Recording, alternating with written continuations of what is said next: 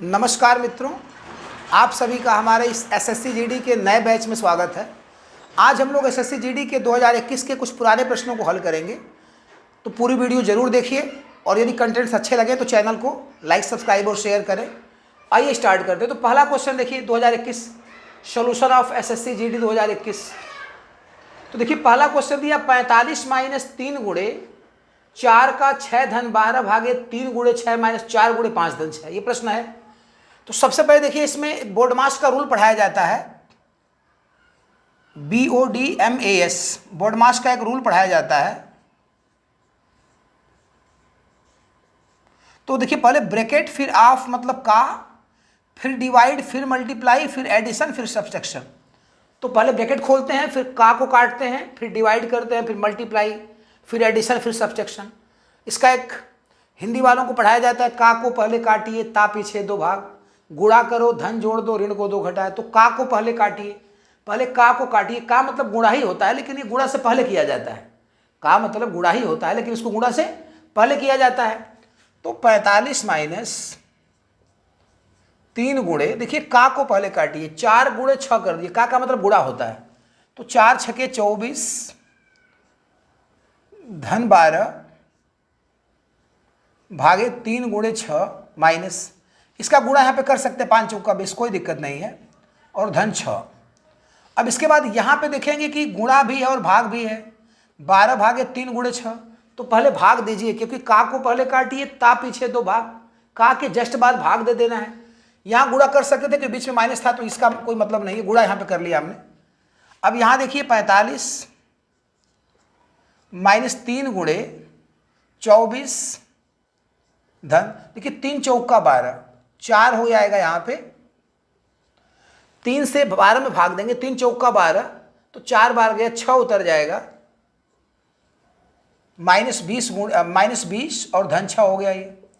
अब आगे देखिए इसको हल किया जाए फिर, तो 45 - 3 गुणे, अब देखिए 24 ये भी और 4 छके 24 ये भी, तो 24 + 24 -20 धन 6। अभी देखिए ये 45। अब थोड़ा यहाँ देखिए 24 24 48, 48 में से 20 घटा देंगे तो कितना बचेगा बताइए, 28 धन 6। तो अब ये देखिए हो गया 45 - 28 दिया 84 होता है, और धन 6। अब 4506 जोड़ देंगे तो 51 हो जाएगा, -84 घटा देंगे -33 हो जाएगा। सेकंड ऑप्शन इसका सही था।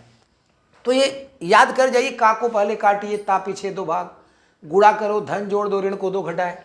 पहले का करना था इसमें, का मतलब गुणा होता है, तो 4 छके 24 धन 12 भागे 3 गुणे 6 - 5 चौका 20।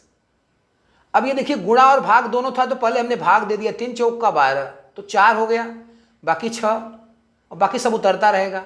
अब 4 छके 24 और ये भी 24, ये भी 24 -20। अब 24 24 48 और 20 घटा देंगे, आ जाएगा कितना, 28। 45 - 3 गुणे 24 24 28, 28 में से 20, 24 24 48, 48 में से 20 घटा देंगे, 28 धन 6, 28 दिए 84 हो गया। अब 45 6 51 -84, तो -33 इसका ऑप्शन हो, मतलब आंसर हो गया। सेकंड ऑप्शन सही हो गया। तो अब हम लोग ये पहला क्वेश्चन समाप्त हुआ, सेकंड क्वेश्चन लगाएंगे। आइए सेकंड क्वेश्चन स्टार्ट करते हैं। देखिए सेकंड क्वेश्चन है कि 38 मीटर जूट बेचने पर एक दुकानदार को 12 मीटर जूट के विक्रय मूल्य के बराबर लाभ होता है। 38 मीटर उसने जूट बेचा, तो एक दुकानदार को 12 मीटर जो है जूट के विक्रय मूल्य के बराबर लाभ होता है। तो लाभ प्रतिशत की गणना कीजिए। इसका देखिए एक साइड ट्रिक होता है, समझाते हैं, कुछ नए बच्चे होंगे तो देख लें इसको। यदि x किलोग्राम किसी वस्तु को बेचा गया, यदि x किलोग्राम किसी वस्तु को बेचा गया, तो y किलोग्राम वस्तु के विक्रय मूल्य के बराबर लाभ हो गया। यदि x किलोग्राम वस्तु को बेचने पर y किलोग्राम वस्तु के विक्रय मूल्य के बराबर लाभ होता है, तो लाभ प्रतिशत का जो फार्मूला होता है इसमें, ये y/x - y गुणे 100, ये फार्मूला हो जाता है, y/x - y गुणे 100। यदि हानि होती है तो यहाँ प्लस कर दिया जाता है। तो x किलोग्राम की वस्तु को बेचने पर y किलोग्राम वस्तु के विक्रय मूल्य के बराबर लाभ हो रहा है। 38 मीटर जूट बेचने पर 12 मीटर जूट के विक्रय मूल्य के बराबर लाभ होता है। तो लाभ प्रतिशत की गणना कीजिए। तो अब देखिए y का मान तो 12 हो गया और x माइनस वाई 38 माइनस 12 गुणे 100, 60 ट्रिक पे लगा दिया जाए। 38 मीटर जूट बेचने पर एक दुकानदार को 12 मीटर जूट के विक्रय मूल्य के बराबर लाभ होता है। यहां भी वही चीज था, x किलोग्राम वस्तु बेचने पर, इसको कहीं और भी अप्लाई कर सकते हैं आप, समझ में आ रहा है कि नहीं। x किलोग्राम वस्तु को बेचने पर y किलोग्राम वस्तु के विक्रय मूल्य के बराबर लाभ होता है। यानी 38 मीटर जूट बेचने पर 12 मीटर जूट के विक्रय मूल्य के बराबर लाभ होता है। तो 12 को ऊपर कर देंगे जो लाभ हो रहा है और 38 माइनस 12 कर देंगे और गुणे 100 कर देंगे। अब ये देखिए 12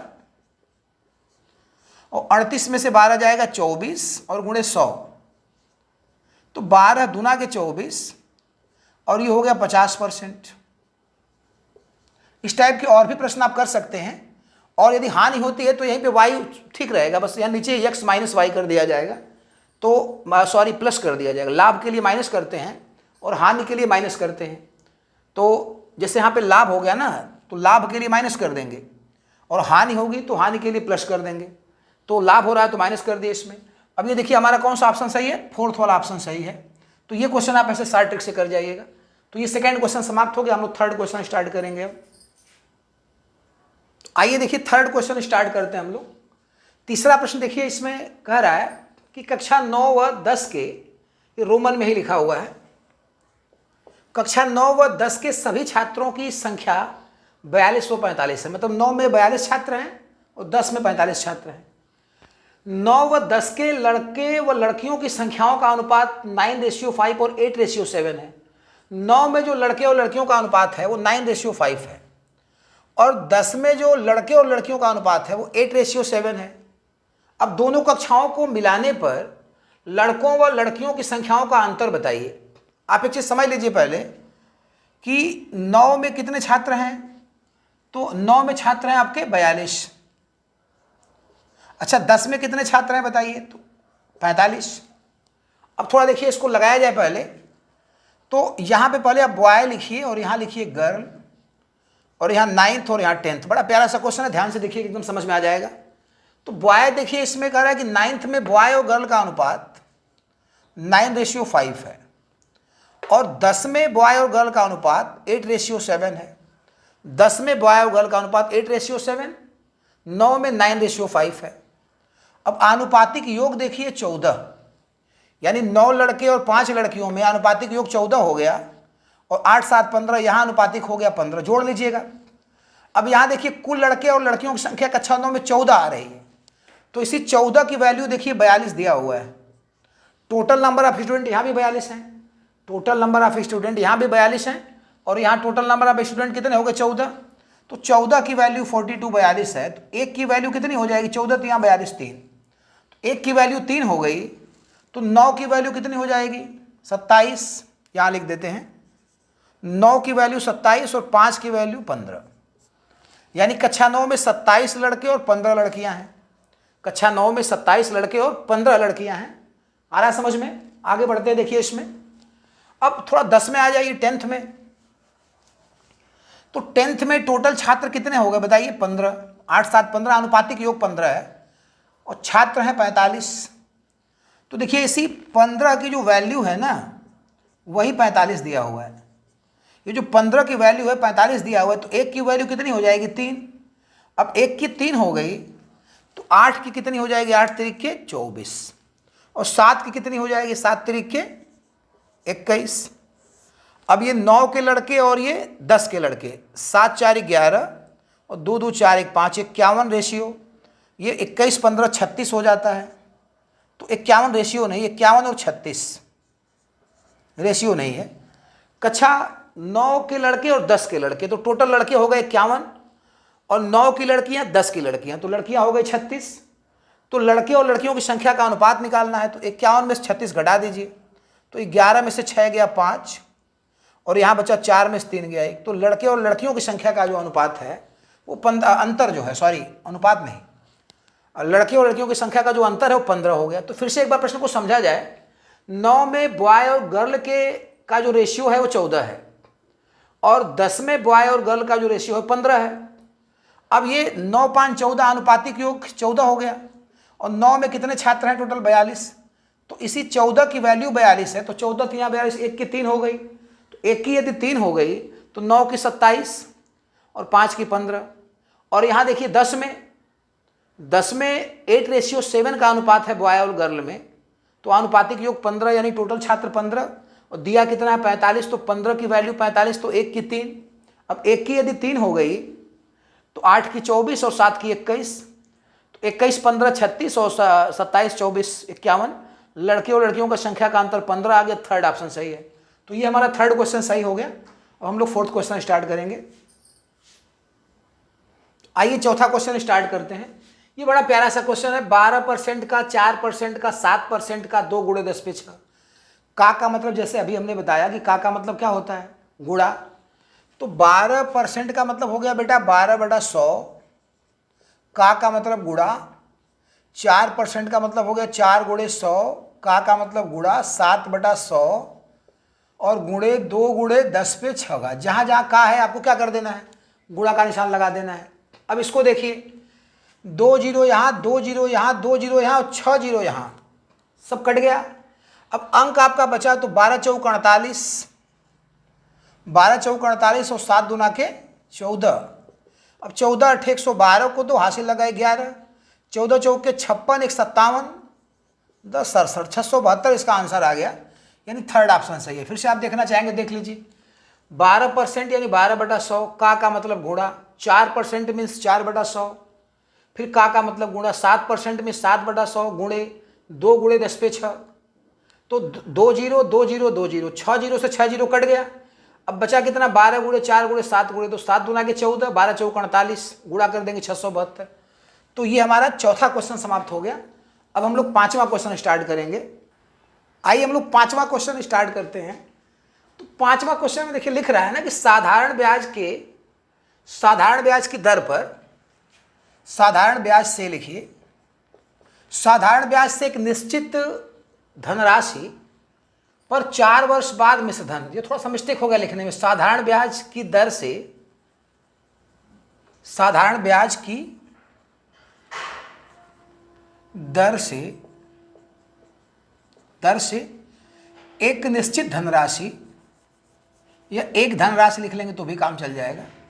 तो साधारण ब्याज की दर से एक धनराशि पर 4 वर्ष बाद मिश्रधन 13,200 रुपया है, और 8 वर्ष बाद मिश्रधन 16,400 रुपया है। इस धनराशि पर 10% वार्षिक ब्याज की दर से 3 सही 1/5 वर्ष का साधारण ब्याज कितना होगा? कह रहा है कि 4 वर्ष बाद मिश्रधन 13,200 रुपया है। 4 वर्ष बाद का जो अमाउंट है वो 13,200 रुपया है, और 8 वर्ष बाद का जो अमाउंट है वो 16,400 रुपया है। अब आप बताइए कि 8 वर्ष का अमाउंट कितना है? 8 वर्ष का मिश्रधन कितना है? अमाउंट लिख देते हैं।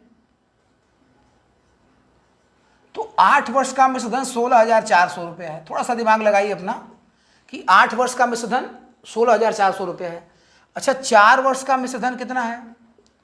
तो दिया है 13,200 रुपया, 13,200 रुपया। अब ये बताइए कि ये 8 वर्ष का मिश्रधन, ये 4 वर्ष का मिश्रधन, तो 8 वर्ष के बाद तो 4 वर्ष का केवल ब्याज ही न जुड़ेगा इसमें। साधारण ब्याज में ब्याज का ब्याज तो लगता नहीं है। तो जैसे 4 वर्ष बाद जो हो गया, जो भी मिश्रधन था, 4 वर्ष को नीचे हमने लिखा है, तो 4 वर्ष बाद जो 13,200 रुपया है, और 8 वर्ष बाद, यानी 4 में 4 जोड़ेंगे तब 8 आएगा। तो 4 वर्ष का केवल ब्याज जोड़ के 16,400 रुपया हुआ है। ये 400 का जो 4 वर्ष का जो मिश्रधन है, इस 4 वर्ष के मिश्रधन में 4 वर्ष का और ब्याज जोड़ा है, तो 4 वर्ष का और ब्याज जोड़ा है तब 16,400 रुपया हुआ है। यानी 4 वर्ष का यदि ब्याज आप निकाल देते हैं सीधा सीधा, 4 वर्ष का यदि ब्याज निकालते हैं सीधा सीधा, तो घटा दीजिएगा। 400 में से 200 गया 200, और 16 में से 13 गया 3। 4 वर्ष का ब्याज देखिए कितना हो गया आपका? 3200 रुपया ब्याज हो गया 4 वर्ष का। अब ये बताइए कि 4 वर्ष का मिश्रधन है 13,200 और 4 वर्ष का ब्याज है 3200, तो मूलधन कितना हो जाएगा? थोड़ा सोचिए। मूलधन निकालेंगे तो इस 13,200 में से इस 3200 को क्या कर देंगे आप? घटा देंगे 10,000। आप थोड़ा दिमाग लगाइए कि 4 वर्ष बाद मिश्रधन जो था वो 13,200 था, 8 वर्ष बाद इतना हो गया, तो 4 के बाद जो 8 वर्ष हुआ उसमें 4 वर्ष का केवल इंटरेस्ट ही तो जोड़ेगा, ब्याज ही तो जोड़ेगा, बाकी ब्याज का ब्याज तो लगता नहीं है। यानी ये 4 वर्ष का ब्याज है। अब यदि ये 4 वर्ष का ब्याज है और ये 4 वर्ष का अमाउंट है, मिश्रधन है, तो 4 वर्ष के मिश्रधन में से 4 वर्ष का ब्याज घटा देंगे तो मूलधन आ जाएगा कि नहीं? 4 वर्ष के मिश्रधन में से यदि 4 वर्ष का ब्याज घटा देंगे तो नहीं आ गया मूलधन। तो ये मूलधन आपका जो है प्रिंसिपल जो हो गया 10,000 रुपया हो गया। अब 10,000 रुपया हो गया, करा कि इस धनराशि पर 10% वार्षिक ब्याज की दर से 3/1/5 वर्ष का साधारण ब्याज, 3/1/5 वर्ष का साधारण ब्याज। तो साधारण ब्याज जब निकालेंगे इस पे, साधारण ब्याज तो principal into rate into time upon 100, PRT by 100। तो प्रिंसिपल कितना हो गया? 10,000। रेट कितना है? 10%। टाइम देखिए 5×3 = 15, 16/5, तो टाइम 16/5 और बटा 100। तो 2 जीरो से तो 2 जीरो वैसे ही कट गया, 1 2, अब बच गया 1,000। अब यहाँ पे जो है 1,000 से काट दे इसको, 5 दूना के 10, 200 यहाँ पे आ गया। अब 16 का 200 में गुणा कर देंगे, 3200 रुपया। तो 3200 रुपया जो है, यानी 3/1/5 वर्ष का साधारण ब्याज कितना हो जाएगा? 3200 रुपया हो जाएगा। तो ये हमारा 5वां क्वेश्चन समाप्त हो गया और हम लोग 6वां क्वेश्चन स्टार्ट करेंगे। तो आइए हम लोग नेक्स्ट क्वेश्चन स्टार्ट करें, 6वां वाला। बड़ा प्यारा सा क्वेश्चन, ध्यान से देखिएगा। 112 सेमी, 44 सेमी, 25 सेमी विमा वाले ठोस धातु के एक आयताकार ब्लॉक को पिघलाया जाता है। 112 सेमी, 44 सेमी, 25 सेमी विमा वाले ठोस धातु के आयताकार ब्लॉक को पिघलाया जाता है। पिघला के इससे 35 सेमी त्रिज्या का एक ठोस बेलन बनाया गया। 35 सेमी त्रिज्या वाले बेलन के रूप में ढाला गया इसको, मतलब उस ब्लॉक को पिघला के बेलन बनाया गया। तो बेलन के वक्र पृष्ठ का क्षेत्रफल ज्ञात कीजिए। बेलन के वक्र पृष्ठ का क्षेत्रफल, इसके ट्रांसवर्सल एरिया बतानी है। आपको पहले ये बता दें हम कि जब दो धातुओं को पिघलाया जाता है, मतलब एक धातु को पिघला के जब दूसरी धातु को बनाया जाता है तो दोनों का वॉल्यूम सेम होता है, दोनों का वॉल्यूम सेम होता है। यानी ये जो बेलन बनाया गया है इसका जो वॉल्यूम होगा πr²h, और आयताकार ब्लॉक का जो होगा LBH, लंबाई गुणे चौड़ाई गुणे ऊंचाई, पता होगा सबको। तो बेलन का आयतन πr²h और आयताकार ब्लॉक का जो है इसमें आयतन L×B×H।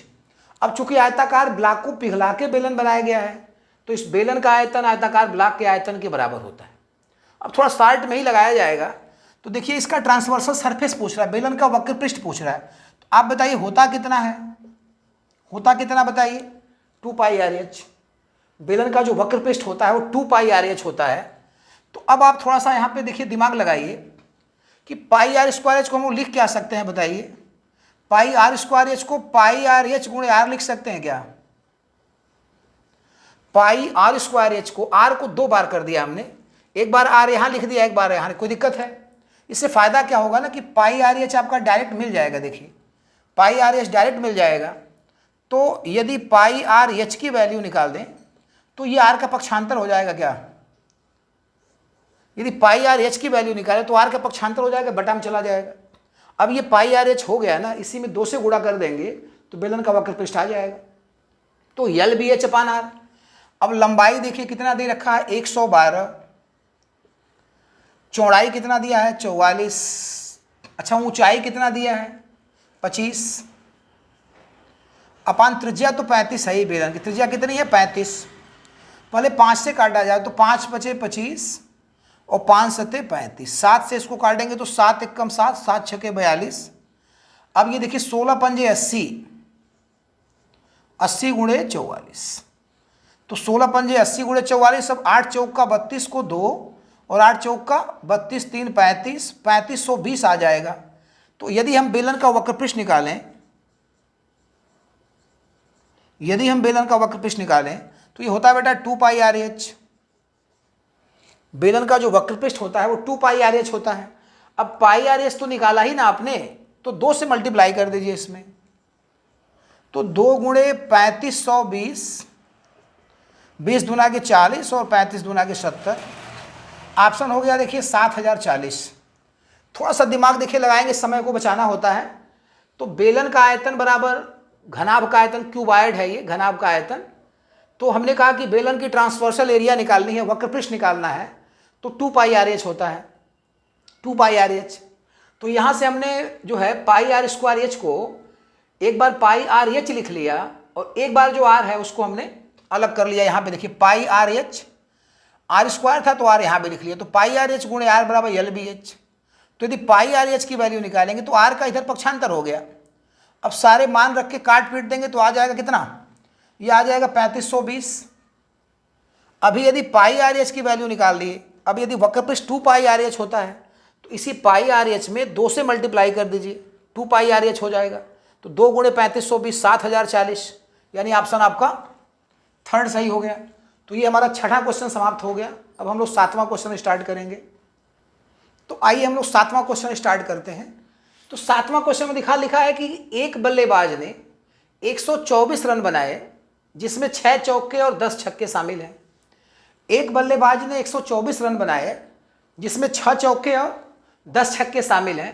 कुल स्कोर में से कितने प्रतिशत रन दौड़कर बनाए? आपको पता होगा कि चौके और छक्के दौड़कर नहीं बनाए जाते हैं। तो अब देखिए पहले कितने रन, कितने प्रतिशत रन दौड़कर बनाए। तो पहले आप इसको देखिए कि 124 रन टोटल बना, इसमें से 6 चौका है तो 6 गुणे 4 और 10 छक्के रन बने, 10 छक्के तो 10 गुणे 6। तो यदि 124 रन में से चौके और छक्के वाले रनों को घटा देंगे, क्योंकि चौके और छक्के में सबको पता है दौड़ के नहीं बनाया जाता है, तो क्या बच जाएगा जो दौड़ के बनाया जाता है। तो 124 रन में से ये 6 चौका और 10 छक्का घटाइए पहले आप। तो यहाँ देखिए 124 और 6 चौके 24 और 10 छक्के 60, तो ये हो गया 124 और ये जोड़ देंगे तो 84। समझ में आ रहा है? अब 124 में से 84 घटा देंगे तो 40 आ जाएगा। यानी बेटा इसमें 40 रन उसने जो है वो दौड़ कर बनाए हैं, बाकी चौके छक्के मारे। अब ये 40 कह रहा है कि कुल रन का कितने प्रतिशत है। ये 40 रन जो है कह रहा है कि कुल रन का कितने प्रतिशत है। तो 40 बटा 124 गुणे 100। अब यदि 4 से काटे तो 4 दहा में 40 और ये 31 बार में कटेगा। अब ये 1000 बटा 31। अब आप काटिए इसमें, तो 31 तिया 93, 770 बचा। अब 70 तो 31 दूना के 62, 8 70, 32 सही 8 बटा 31%, यानी 32 सही 8 बटा 31% रन जो है उसने दौड़ कर बनाए, यानी ऑप्शन चौथा सही है। तो पहले देखिए कुल रनों में से 124 रन में से 6 चौका और 10 छक्का घटा दिया तो बचा कितना, 124 माइनस 24 माइनस 60, 40 रन ये जो बचा वो दौड़कर बने होंगे। अब ये 40 रन कुल रनों का क्या परसेंट है, तो 40 बटा 124 गुणे 100। तो अब काट पीट के इसका आंसर आ जाएगा 32 सही 8 बटा 31%। तो ये हमारा 7वां क्वेश्चन समाप्त हुआ। अब हम लोग 8वां क्वेश्चन स्टार्ट करेंगे। तो आइए हम लोग 8वां क्वेश्चन देखिए स्टार्ट करते हैं। ये भी काफ़ी अच्छा क्वेश्चन है, ये भी 2021 का ही प्रश्न है। एक व्यक्ति 1600 मीटर लंबे मार्ग को 4 मिनट में पार करता है। उसकी चाल किलोमीटर प्रति घंटा में व्यक्त कीजिए। उसकी चाल किलोमीटर प्रति घंटा में व्यक्त कीजिए। तो पहले एक फार्मूला आपको देखिए हम लिखवा दें। यदि चाल देखिए किलोमीटर प्रति घंटा में है, एसएससी जीडी के सारे बच्चे नोट कर लें, इसको बड़ा इंपॉर्टेंट फार्मूला है।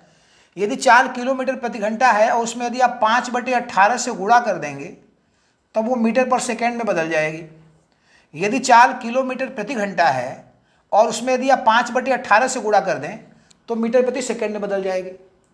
और यदि चाल मीटर प्रति सेकेंड में है तो उसमें 18/5 से गुणा कर दें तो वो किलोमीटर प्रति घंटा में बदल जाएगी। तो इसको याद रखिएगा, किलोमीटर को मीटर पर सेकेंड में बदलने के लिए 5/18 से गुणा करेंगे, मीटर प्रति सेकेंड को किलोमीटर प्रति घंटा में बदलने के लिए 18/5 से गुणा करेंगे। आइए स्टार्ट करते हैं। तो पहले एक व्यक्ति 1600 मीटर की दूरी, देखिए दूरी तो 1600 मीटर है, उसकी जो डिस्टेंस हो गया ये तो 1600 मीटर है, और जो टाइम है टी, जो समय है वो 4 मिनट है। और हमने कहा कि मीटर प्रति सेकेंड में बदल लें तो इसमें मिनट को 60 से गुणा कर देंगे तो सेकेंड में बदल जाएगा ये। तो अब ये 6 चौके 24, 4 मिनट में कितना हो जाएगा बताइए, 240 सेकेंड हो जाएगा। तो 4 मिनट में 240 सेकेंड। अब आपको देखिए निकालना है चाल। तो देखिए चाल का जो फार्मूला होता है स्पीड बराबर डिस्टेंस अपॉन टाइम, चाल बराबर दूरी बटा समय, चाल बराबर दूरी बटा समय। अब बताइए दूरी है कितनी, 1600 मीटर, समय कितना है बताइए 240, तो चाल बराबर दूरी बटा समय 1600 बटा 240। अब ये देखिए चाल आपकी आ गई मीटर प्रति सेकंड में, कुछ कटता है तो काट लीजिए। अब ये हो गया 4 छके 24, 40 बटा 6, और छोटा कर लेंगे 2 से काटेंगे, 2 तिया 6 और 2 20 हम 40, यानी ये देखिए आपका आ गया 20 बटा 3, ये मीटर प्रति सेकंड में है। 20 बटा 3 किस में है, मीटर प्रति सेकंड में। यदि इसको किलोमीटर प्रति घंटा में बदला जाए तो मीटर पर सेकंड को किलोमीटर प्रति घंटा बदलने के लिए क्या करेंगे बताइए, 18 बटे 5 से मल्टीप्लाई कर दीजिए।